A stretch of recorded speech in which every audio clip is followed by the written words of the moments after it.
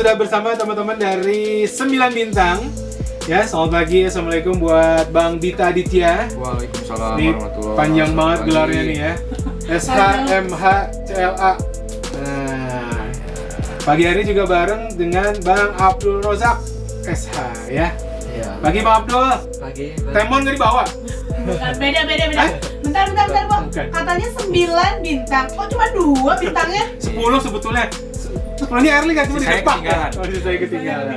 Ganti-gantian ya. Nah, Oke. ya. Langsung nih kita ngomongin soal curhat di medsos ya. Banyak yang laporin.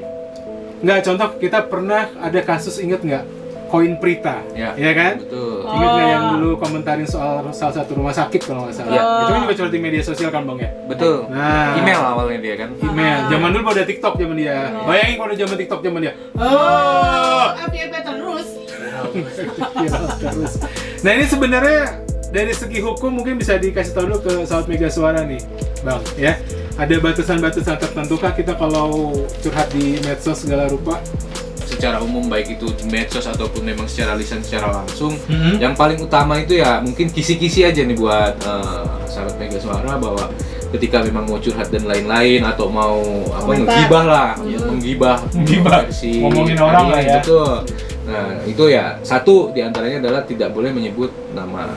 Nah, itu yang Oh, nggak boleh nyebut nama. Betul, poin paling prinsipal itu tidak boleh menyebut nama. Nah, karena kalau misalkan nama itu kita sebut, ya sudah secara apa harkat dan martabatnya akan terserang. Nah, itu bisa dilakukan proses di kepolisian balik lagi. Oh, inisial? Viral no justice gitu. No viral, no justice. Oke. Jadi akibatnya masyarakat mencurahkan isi hati, kemudian juga menyampaikan opini melalui media sosial gitu. Oke. Ini justru yang jadi bumerang juga buat masyarakat yang tidak mengerti tentang hukum. Jadi sebenarnya karena no viral no justice aja gitu, ya udahlah pakai media sosial buat curhat atau buat Ya.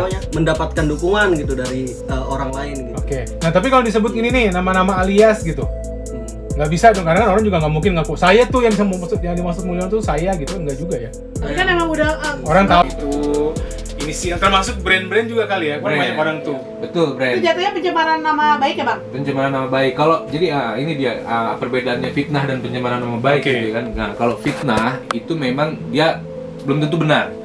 Bahwa apa yang disangkakan kepada seseorang ini tidak benar. Nah, kalau pencemaran nama baik dia bisa benar bisa salah gitu loh. Tapi Oke. di dalam media tulisan ataupun secara lisan. Nah, kalau fitnah itu udah tahu nggak benar tapi seolah-olah benar padahal Oke. dia tidak mampu nih membuktikan, yang mengucapkan itu tidak mampu membuktikan. Nah, makanya itulah perbedaannya fitnah dan pencemaran nama Oh, baik. baik. Udah Kalau mau gosip, ngefitnah. gosip Bang. Karena kan gosip kan fakta yang tertunda.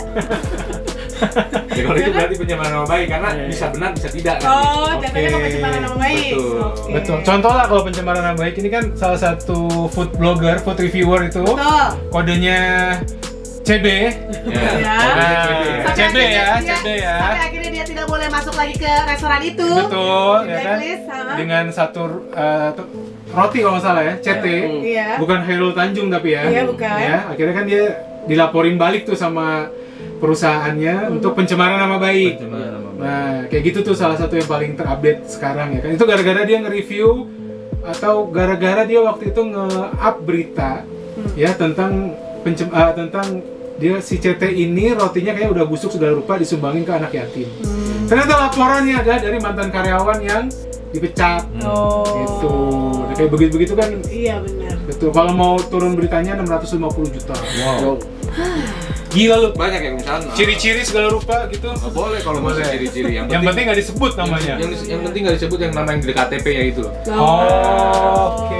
Karena itulah yang menjadi identitas dari seorang manusia atau subjek hukum dalam konteks hukum, ya nama itu sendiri. Oke, jadi lu tau gak sih penyiar kita yang Gitu ya. tiba-tiba di bagian search-nya udah ketahuan nama lengkapnya siapa gitu. Gercep banget ya netizen ya. Netizen. Tapi beneran loh, sekarang ini banyak juga kayak artis-artis yang kalau misalnya dia bikin status apa, kemudian dikomentarin, terus akhirnya ujung-ujungnya dia laporin ke polisi kayak gitu ya. Iya, betul. Banyak ya? Banyak Itu sekarang. bukan ngabisin uang ya? Ya sebenarnya nggak selalu juga sih, kayak reputasi dan lain-lain kan ya. Tapi kan YouTube-nya di Pokoknya kata kan- pengacara udah pas segini aja cukup, Iya, benar. jangan banding. Emang banding berapa kali sih? Banding sekali. Oh sekali doang. Banding Setelah itu udah nggak bisa lagi misalnya banding lagi. Ada kasasi namanya. Naik lagi ke Naik atas lagi, kan. Oh, betul. naik lagi. Kalau ya ibarat sekolah itu ada SD, SMP, SMA gitu lah. Ya terserah bapak, saya mengikut aja, bapak banding ayo. Ya ampun. Itulah peran pengacara, dia bisa ngukur nih ketika memang dengan materi dan pertimbangan hakim yang di pengadilan negeri ini lemah atau kuat. Kalau Jadi misalnya kita di tempat publik gitu, ya kan? Terus langsung viral. Nah. Kayak kemarin nih yang kasus yang nonton itu loh. Nonton apa? Yang ibu-ibu yang di bioskop Oh ya. kayak gitu-gitu kan ya. Itu nggak di blur apa itu gimana? Sebenarnya kalau di bioskop itu kan ada undang-undangnya juga bahwa Iya. merekam di Nggak boleh. merekam layar bioskop itu nggak boleh. Jadi itu kan tidak. kenapa dia tidak dilakukan proses penahanan atau penangkapan bahkan dan lain-lain, karena memang ya bahasa yang digunakan itu bahasa yang samar gitu, bahasa yang samar yang multitafsir dan bahkan menurut pendapatnya dia gitu loh. Oke. Bukan kemudian terus dia menyerang terus asal-asal menyerang, enggak, tapi ya dengan kemasan bahasa ya, apalagi kita tahu lah dia orang filsafat misalnya. Betul. Filsafat itu kan umum. Itu gimana? Kamu kenapa ngevideoin? Saya nggak kasih izin kata polisi. Iya. Sebenarnya kan itu harus ada izinnya juga, harus ada izinnya dulu gitu. Oke, berarti nggak boleh tadi kan? Kalau izin dulu, nggak viral. Makanya Pokoknya kok ada sih orang yang bisa lepas terus dari undang-undang ITE, padahal tuh kalau ngeritik tuh pedas. Tenang terus. Ya. ya. Pinter-pinter lah berbicara berarti. Betul. Ya. Oh berarti juga ini Dari mobil. sama netizen itu kasihan banget ya anaknya dicubitin sama bapaknya bla bla bla bla bla. iya, jadi karena masyarakat itu merasa bahwa media sosial itu wadah untuk meluapkan emosi, karena ya itu tadi no viral no justice itu. Iya benar. Tapi dari segi Dan karya RT gue gitu, padahal itu kan misalnya faktanya nggak terjadi terus kayak diviralkan di TikTok segala macam, itu kan bisa kena juga. Itu kan Oke. bagian dari apa namanya konten penghinaan gitu. Oke. Tapi nyambung yang tadi masalah kritik gitu. Kalau kritiknya terhadap pemerintah, sebenarnya itu ada putusan MK yang terbaru tuh. Apa itu? Jadi kalau mengkritik pemerintah itu kritiknya kan kritik publik itu